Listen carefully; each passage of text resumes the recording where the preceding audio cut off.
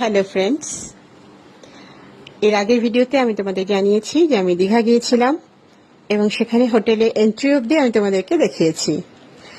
Next দেখো, এখানে swimming pool আছে, ভীষণ সুন্দর। তো আমরা দুপুরবেলা চলে গিয়েছিলাম সুইমিং পুলে চান করতে। দুপুরবেলা ঠিক নয়, এই ধরো 11টা সাড়ে 11টা বাজে। তো দেখো, আমাদের আনন্দ উৎসাহ তো একদম চরমে উঠেছে। আমি এবং সরিতা অলরেডি জলে নেমে গেছি, আমার কালিগো।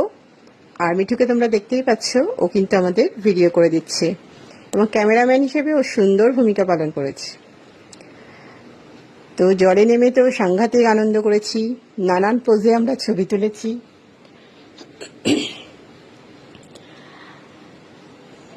তিনজনে মিলে আমরা প্রচণ্ড আনন্দ করলাম। হ্যাঁ, জলে নেমে আমি তো সাঁতার জানি না, কিন্তু এখানে সাঁতার জানার কোনো প্রয়োজনে হয় না, খুব একটা জল বেশি নয়। তো আমাদের মতো সাঁতার না জানা লোকেদের জন্য তো ভীষণ ঠিকঠাক।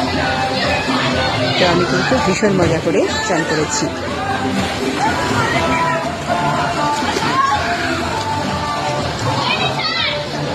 দেখো,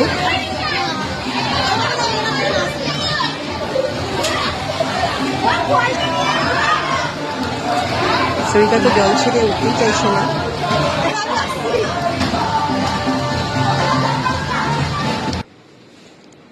আরও অনেকে এসেছেন এবং সবাই কিন্তু দুপুরবেলায় সুইমিং পুলে চান করতে চলে এসেছেন, ছোট বড় সবাই।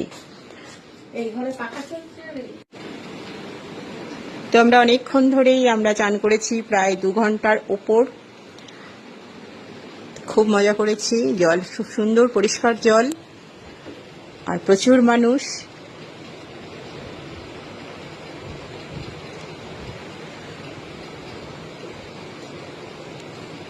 তো দেখো, সুন্দর একটা আনন্দের মুহূর্ত, তোমাদের সঙ্গে তো সবকিছু শেয়ার করি, এটাও করলাম। দেখো, নানান পোজে ছবি তুলতে আমরা ব্যস্ত। ক্যামেরাম্যান সব সময়ই ক্যামেরা নিয়ে রেডি, আমরা যে পোজে দিচ্ছি সঙ্গে সঙ্গে ছবি তুলে দিচ্ছে।